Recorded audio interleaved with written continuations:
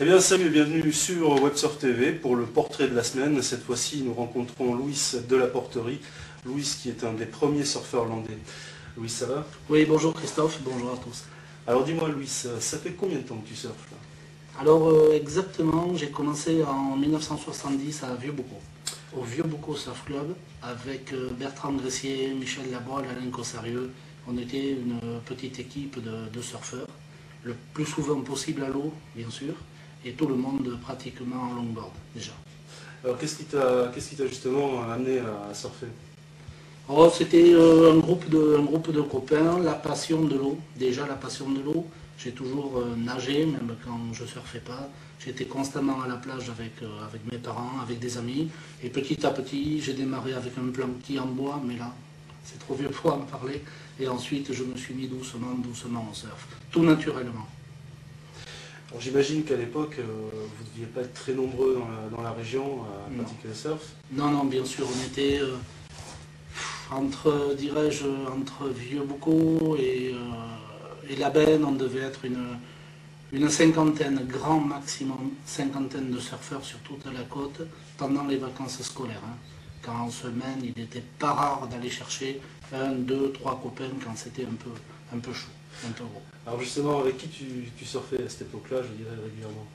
Alors, il y aurait trop de noms à citer, mais j'étais très souvent avec Pierre Monge, avec Philippe Gelès, avec toute cette équipe qui ont créé vraiment le Santocha Surf Club à l'époque. Et alors, ton type de planche, shortboard ou longboard? Ah, maintenant c'est plutôt longboard. C'est plutôt longboard maintenant, bien sûr. Mais si c'est vraiment très creux, je peux reprendre une shortboard.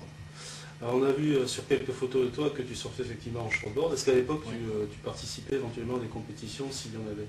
Non, très rare. J'ai fait 2 ou 3 compétitions seulement et les compétitions internes du club.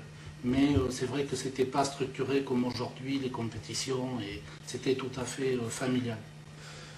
Qu'est-ce que tu penses donc du développement du surf en France? Oh, j'en passe pas forcément du mal, je pense que c'est inévitable, on ne peut pas se targuer d'être la capitale européenne du surf sans avoir personne à l'eau, c'est inévitable, il y a du monde à l'eau, bon il faut l'accepter. Je pense qu'à partir du moment où chacun y met un peu du sien, ça peut bien se passer, quoi, quand même. Ça peut bien se passer. Voilà. Surtout respecter les règles, les uns envers les autres, et à partir de ce moment-là, ça peut le faire, comme on dit. Voilà. Surtout du respect. Surtout pour les vieux.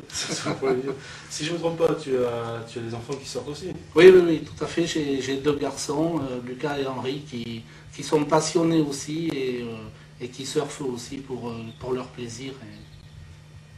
Ils surfent en compétition aussi? Non, ils ne surfent pas en compétition.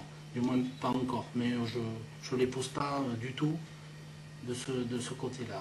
Voilà. Quel conseil tu leur donnes justement par rapport au surf? Le même, je leur conseille d'abord d'être très prudents, parce que parfois je vois des choses quand même, des gars qui partent sans leash, petits, des petits ados qui partent sans leash. Bon, moi je veux, mais je leur dis soyez très prudents, très prudents avec la mer.